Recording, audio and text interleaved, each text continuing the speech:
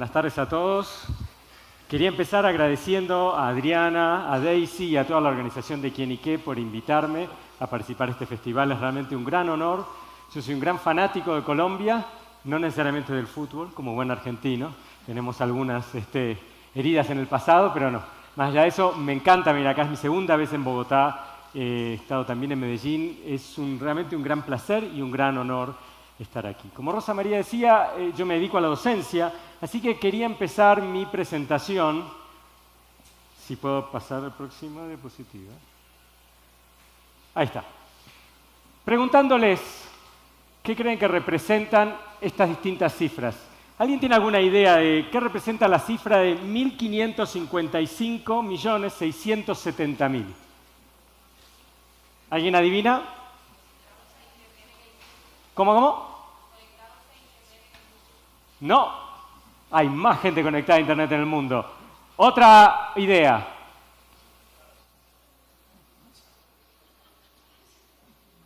No hay más. El número de teléfonos celulares inteligentes como este que se vendieron solamente en el 2018. Hay 7.500 millones de personas en este planeta. Eso significa que solamente el año pasado de teléfonos celulares inteligentes se vendieron uno por cada 5 habitantes en el mundo. Segundo número, 28.733.100. ¿Qué puede representar eso?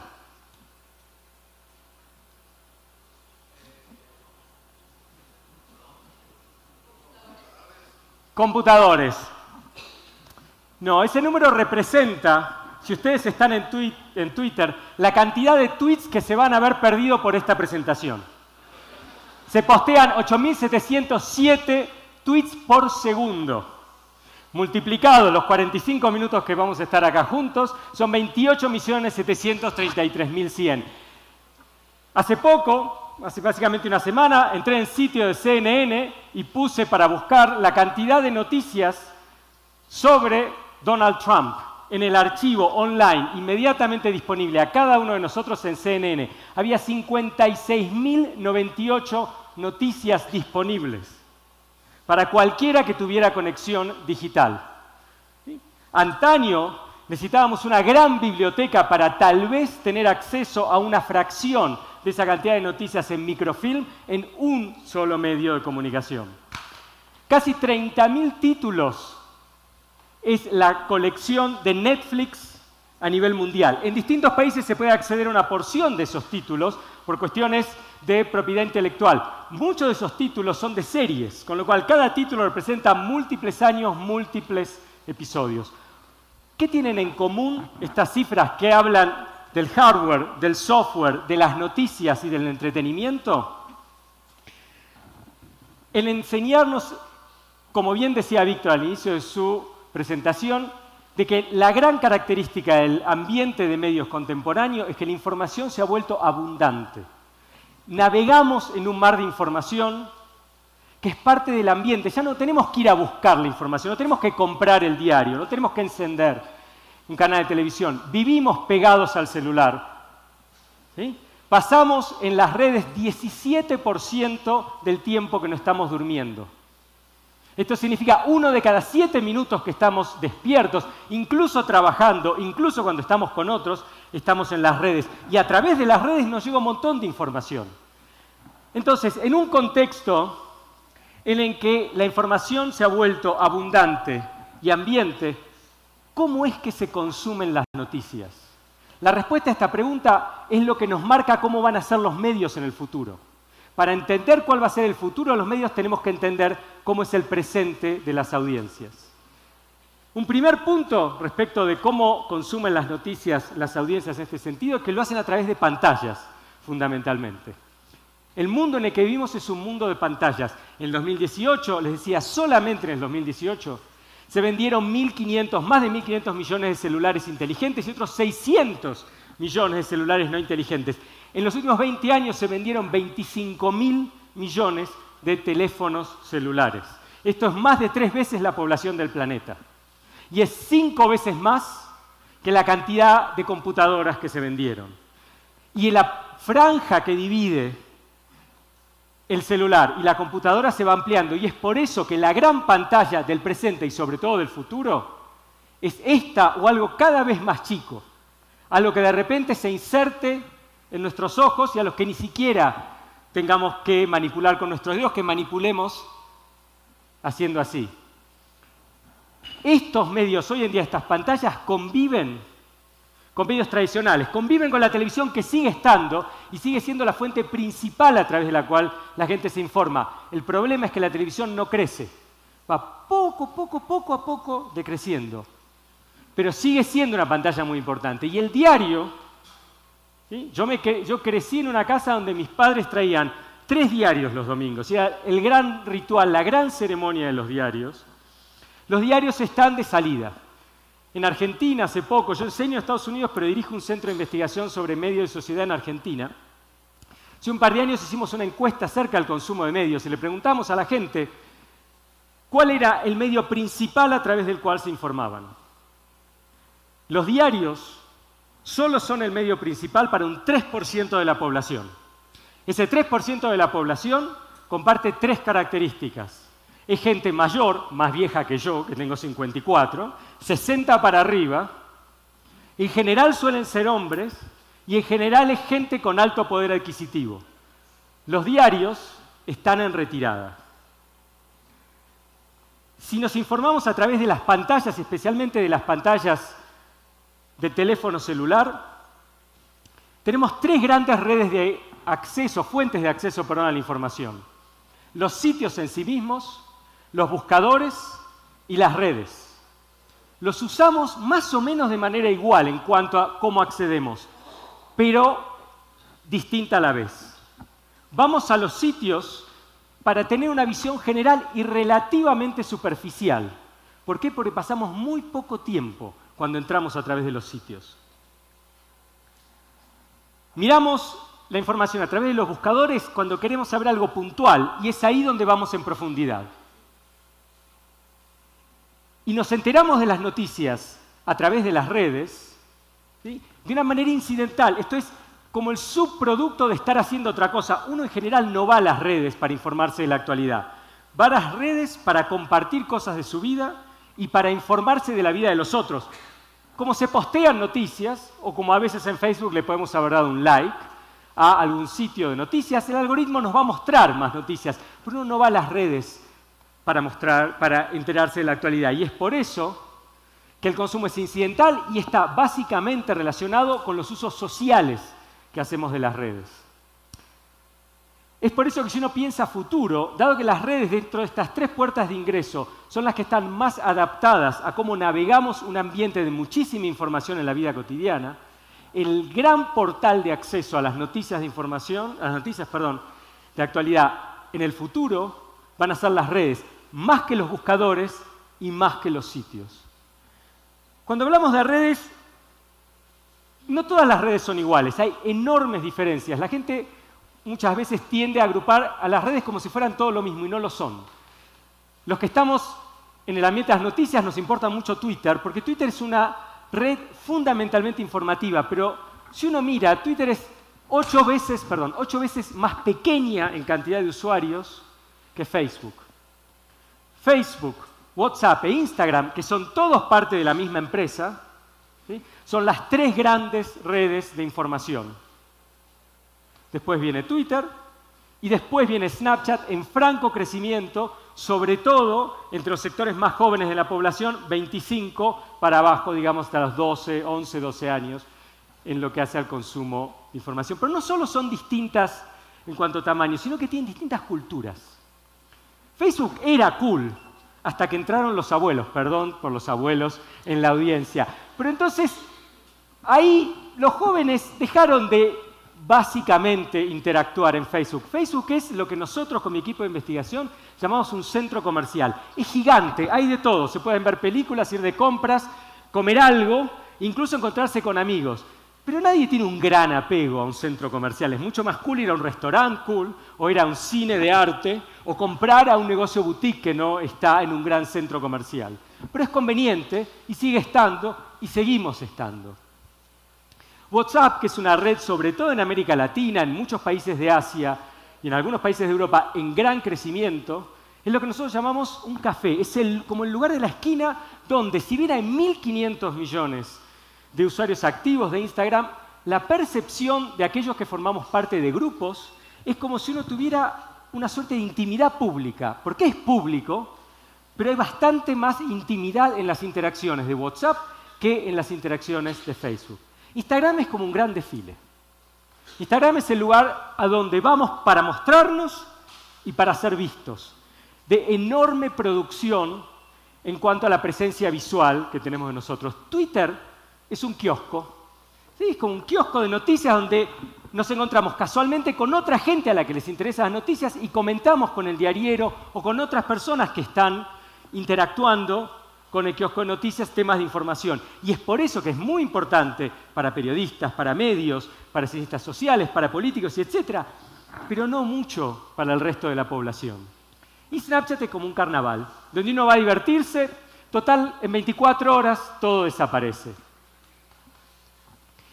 Lo interesante de todo esto es que si uno suma estas redes y otras que están en franco crecimiento como TikTok, Visco, etc., es que el cúmulo de todas estas redes y todas las prácticas sociales distintas que suceden en ellas transforman el entorno mediático en realmente un entorno en el que vivimos. Es como si el Truman Show, ¿se acuerdan de la película de Jim Carrey? Como si el Truman Show se hubiera actualizado no en una empresa de Hollywood que estaba proyectando un reality TV, en la vida de todos nosotros. Es por eso que hoy en día nosotros no usamos los medios como cuando encendíamos la televisión o la radio, cuando agarrábamos el diario y nos sentábamos a leerlo. Nosotros vivimos en los medios y navegamos un ambiente rodeados de información. E incluso aquellos que no están en las redes, que es una porción importante del planeta aún, el 42% de las personas que viven en el planeta hoy en día están activas en al menos una red social. O sea que hay mucha gente que no. Pero incluso la gente que no, de alguna manera, indirectamente, está atravesada por lo que sucede en las redes. Cuando Cristiano Ronaldo promociona un producto y recibe una enorme cantidad de suma en Instagram, los medios masivos de comunicación sacan noticias sobre eso. Con lo cual, si yo no estoy en Instagram, los medios igual le comunican a mucha parte de la audiencia, de la población, que Cristiano Ronaldo está promocionando producto X. Y si uno no mira ni medios ni está en redes, seguro que alguno de sus contactos que está en medios o está en redes le comenta. Entonces, lo que pasa hoy en las redes es inescapable aún para aquellos que no están en las redes.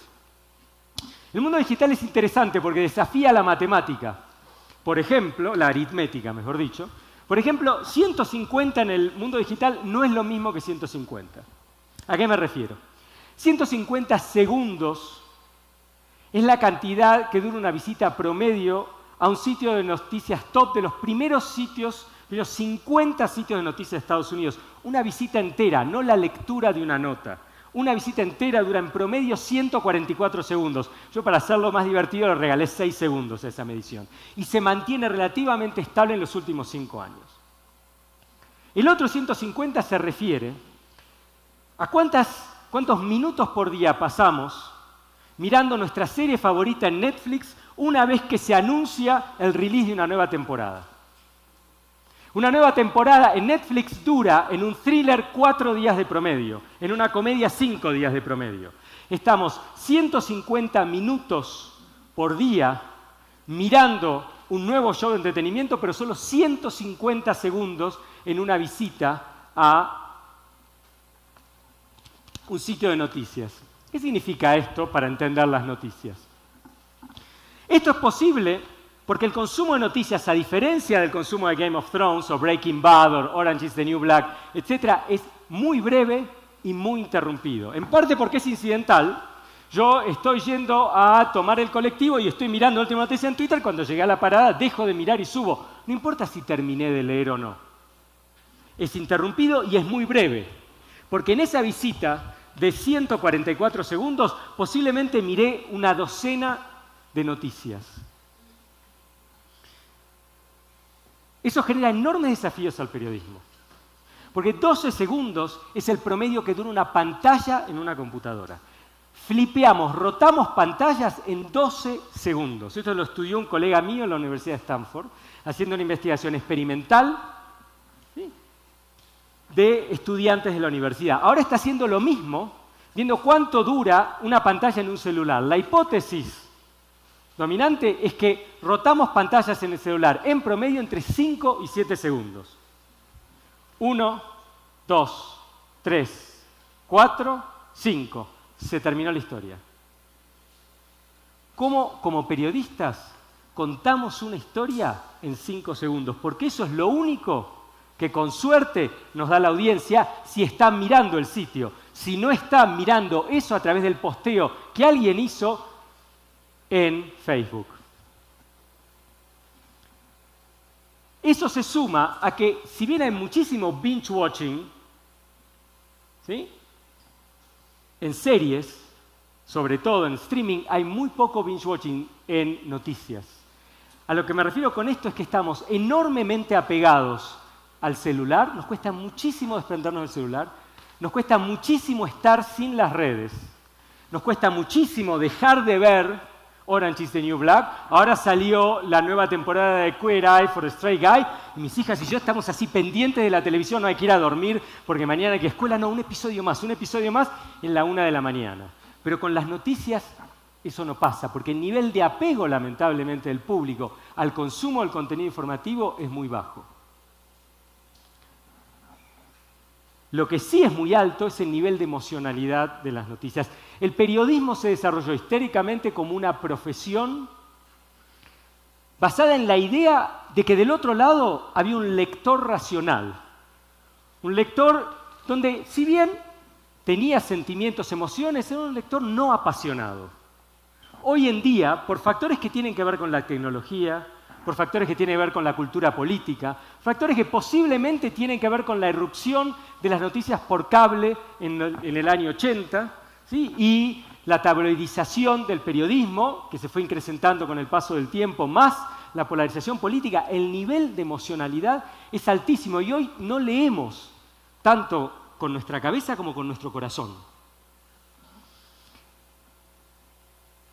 En una investigación, unos colegas y yo hicimos en Estados Unidos acerca del consumo de medios, incluyendo el consumo de medios noticiosos, durante los primeros 10 meses de la presidencia del presidente Donald Trump en Estados Unidos, de enero a octubre del 2017, le preguntamos en entrevistas en profundidad a más de 70 personas en el sur de la Florida, en el este, alrededor de la ciudad de Filadelfia, y en el medio oeste, Chicago, preguntas acerca de cómo consumían noticias. Lo primero que nos decía eran respuestas de enorme nivel de agitación emocional, sobre todo relacionados con el presidente Trump. Con uno de mis colegas decidimos analizar las transcripciones, las desgrabaciones de las entrevistas, basándonos fundamentalmente, buscando los adjetivos que nos dieran a entender el estado emocional de las personas. Y 3 fueron las emociones dominantes: enojo, frustración y sentirse sobrepasado. No importa si uno es demócrata o es republicano. Si uno es republicano, tienen estas emociones porque creen que los medios no le están haciendo justicia al presidente Trump. Si uno es demócrata, tiene estas emociones porque está enojado con las políticas del presidente Trump. Pero más allá de eso, todos sienten este tipo de emoción y son emociones altamente negativas. Hablando con colegas en Israel, nos decían que básicamente es lo mismo que pasa con las noticias del presidente Bibi Netanyahu. Bueno, el primer ministro Bibi Netanyahu. Y lo mismo pasa con muchos otros líderes en el mundo. Poco apego, mucha emoción, la emoción altamente negativa. Yo miro a ver. Sumado a eso, lo que pasa hoy en día es que se confía muy poco en la información de la que se recibe. Eliezer aludió un poco a esto en su presentación. Esto es de una encuesta a nivel global que hace la Universidad de Oxford en Inglaterra. Iba a decir el Reino Unido, pero hoy en día ya podemos decir Inglaterra directamente. Son 38 países, 2.000 casos por país, son 76.000 personas. ¿Sí? Es la encuesta más abarcativa de noticias digitales. Yo soy responsable, junto con una colega, del capítulo de esta encuesta en Argentina. A nivel global, la confianza en los medios es del 42% y va en baja año a año. La gente confía un poco más en las noticias que consume, ¿sí? Pero aún así ni siquiera llega al 50%. Un tercio en los buscadores, incluso menos en las redes, lo cual no hace que dejemos las redes, simplemente que no confiamos en lo que vemos. ¿Sí? Si tengo poco apego, si las emociones que registro son negativas, si confío poco, ¿qué es lo que hago? Evito. Y esto sí que es lo grave para los medios y para la democracia, que es que la tendencia en el público a evitar contacto con la información noticiosa no solo es muy alta, sino que es creciente. ¿Sí? Estos son los 6 países que en las Américas medimos con mis colegas en Oxford.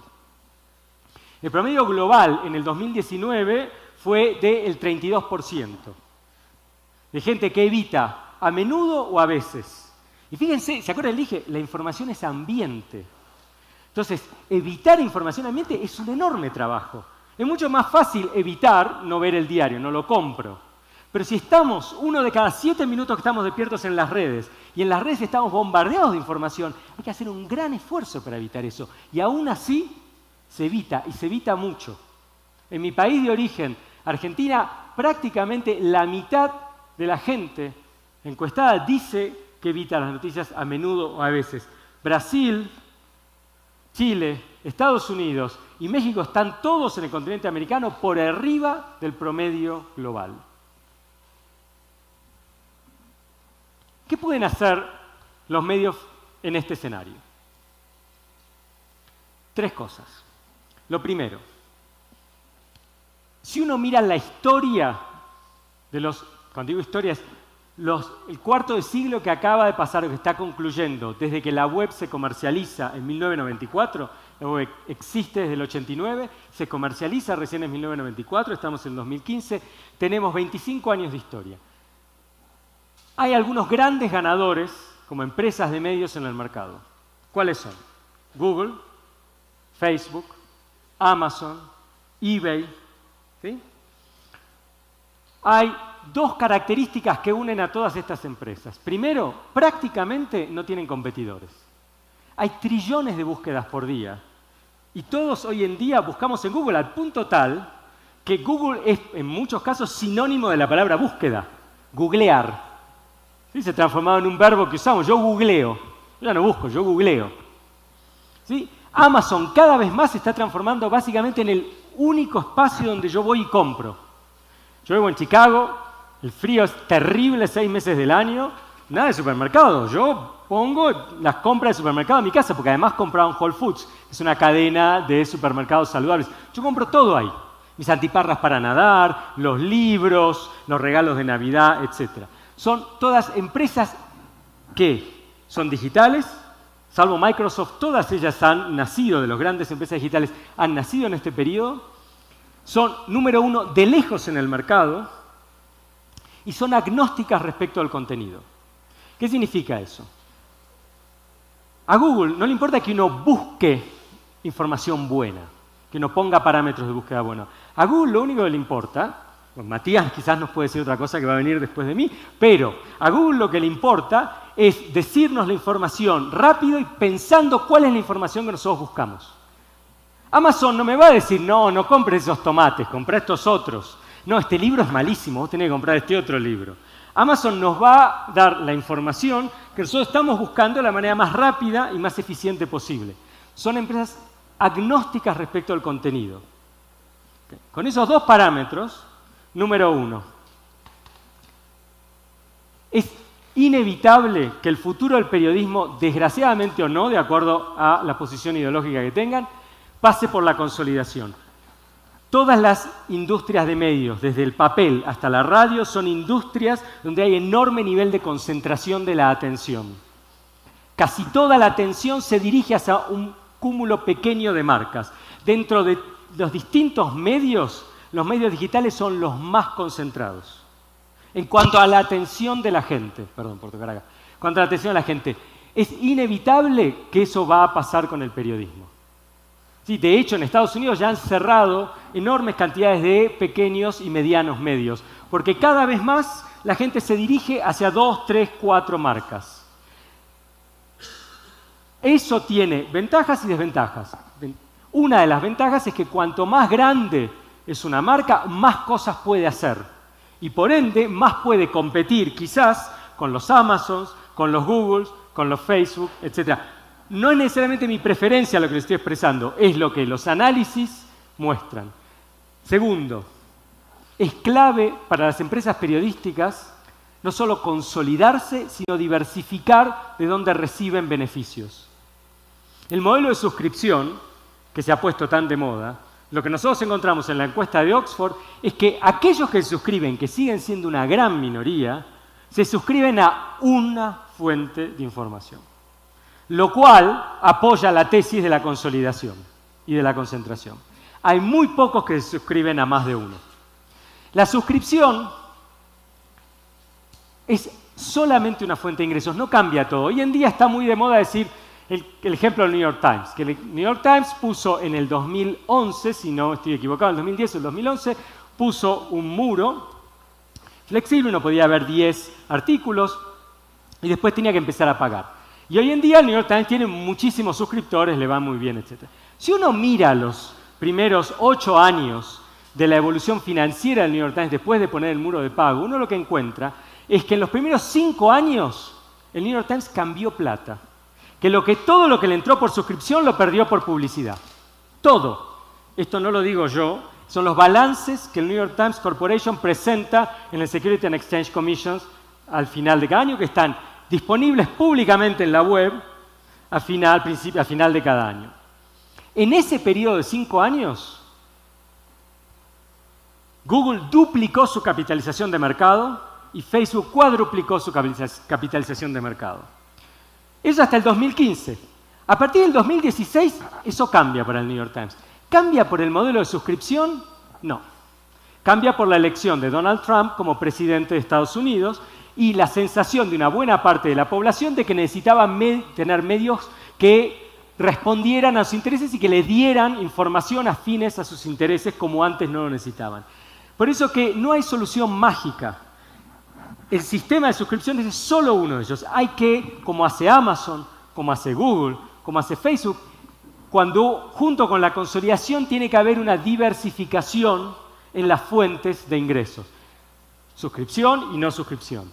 Organización de festivales, entrenamiento, formación de gente. Hay todo un cúmulo de actividades que se pueden hacer que no solo apoyan la misión del periodismo financieramente, sino que además se extienden lo que el periodismo siempre ha tratado de hacer, que es informar a la sociedad y contribuir a la vida ciudadana en distintos canales y no solamente a través de la palabra escrita o de lo audiovisual. Y lo más importante, yo creo, es un cambio cultural en el periodismo. Y el cambio pasa por adaptar el periodismo a los modos de consumo de las audiencias, en lugar de tratar de que las audiencias se adapten a los modos de producción de información del periodismo. Por eso les dije todos los datos que les dije al principio. Ir contra los datos del principio, ir contra el hecho de que estamos así todo el día, ¿sí? Al punto de que hay gente de mi generación, yo tuve que dejar de escribir en la computadora con esta mano durante un mes a principio de este año lectivo porque tenía carpal tunnel syndrome de tanto textear. Así que no me quiero ni imaginar la gente más joven. Es imposible ir contra la corriente. Pero no es nuevo esto. Esto se sabe desde hace mucho. Lo que están viendo acá es la primera página del primer periódico que se imprimió en lo que en aquel entonces eran las colonias, que hoy en día es Estados Unidos, en Boston. Benjamin Harris, el 25 de septiembre, un día después de mi cumpleaños, 25 de septiembre, poco antes, en 1690, Benjamin Harris imprimió el primer ejemplar de Public Occurrences, both foreign and domestic, ocurrencias públicas, tanto locales como internacionales. Tenía 4 páginas este periódico. Y fue una de las grandes innovaciones en la historia de la comunicación humana. no por la portada, no por la segunda página, no por la tercera página, sino por la cuarta página. ¿Qué hizo Benjamin Harris en la cuarta página? Que fue, insisto, unas grandes innovaciones de la historia de la comunicación. ¿Alguna idea? Un crucigrama. Otras ideas. ¿Un cómo? Caricaturas. Tercera opción. Anuncios. No. La dejó en blanco. ¿Por qué imprimió 3 y no 4? ¿Porque le faltaban noticias? No. Imprimió 3 y dejó la cuarta blanca, dejó un 25% del medio en blanco para que los vecinos anotaran sus noticias y lo hicieran circular entre sus redes sociales. Hay un hilo muy delgado que lleva de Benjamin Harris en 1690 a Mark Zuckerberg, también en Boston, unos cuantos siglos después.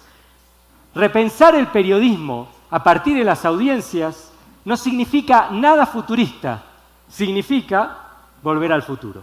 Gracias.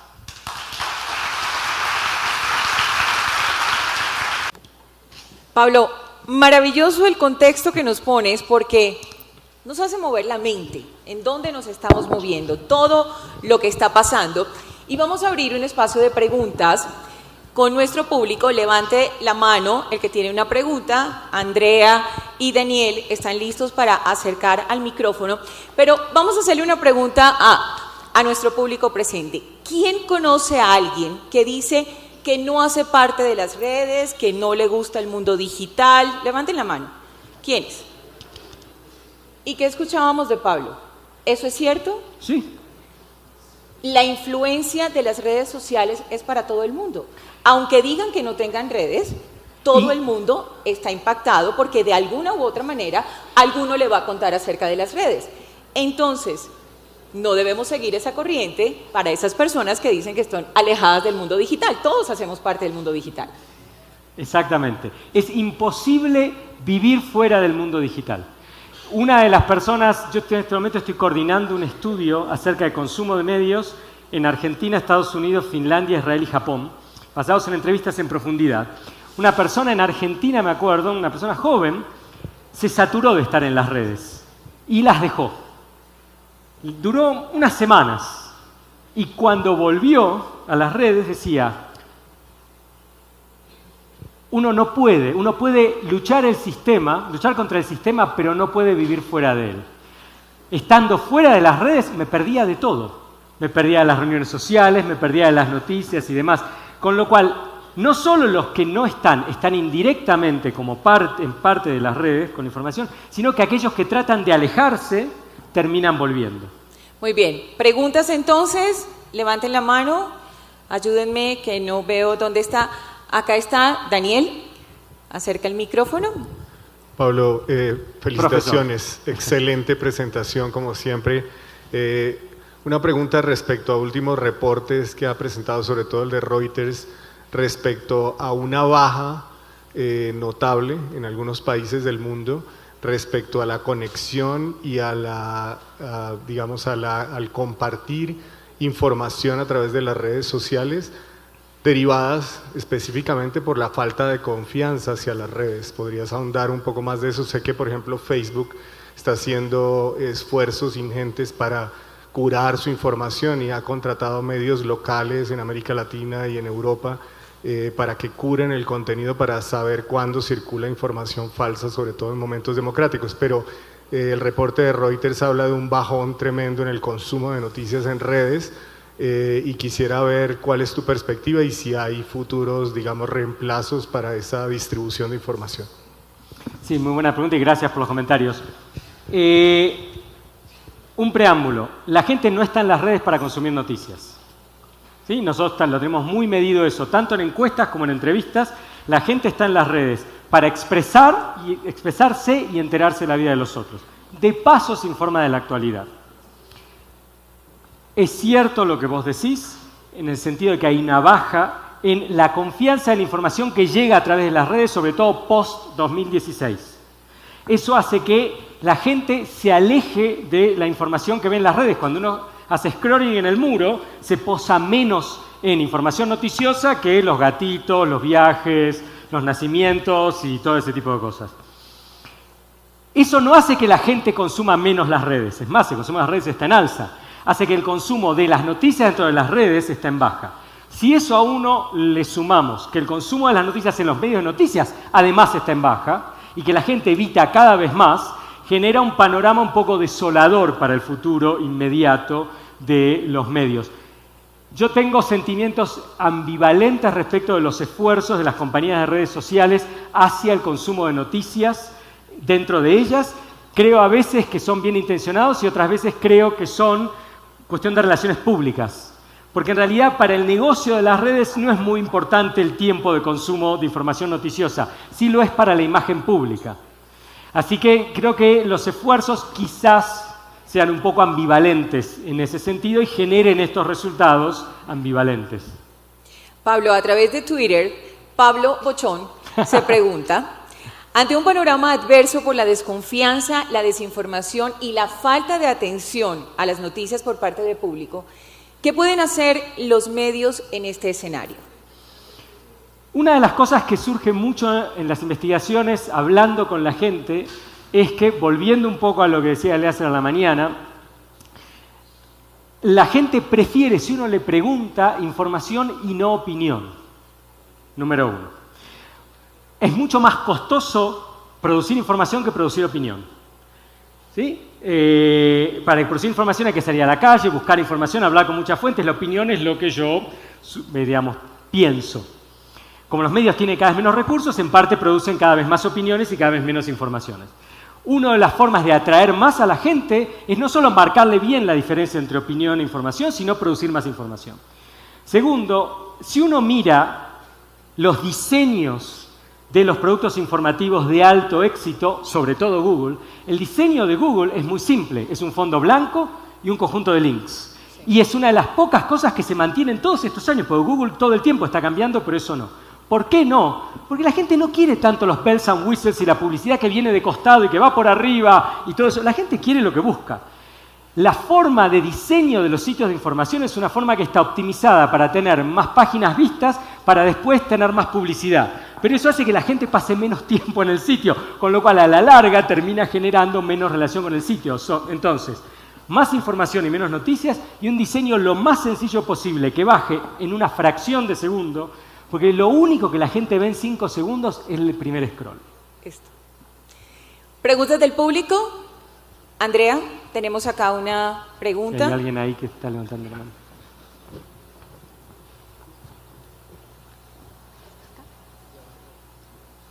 Ahí creo que había una... Levante la mano. Ahí está. Yo aprovecho para tomar agua.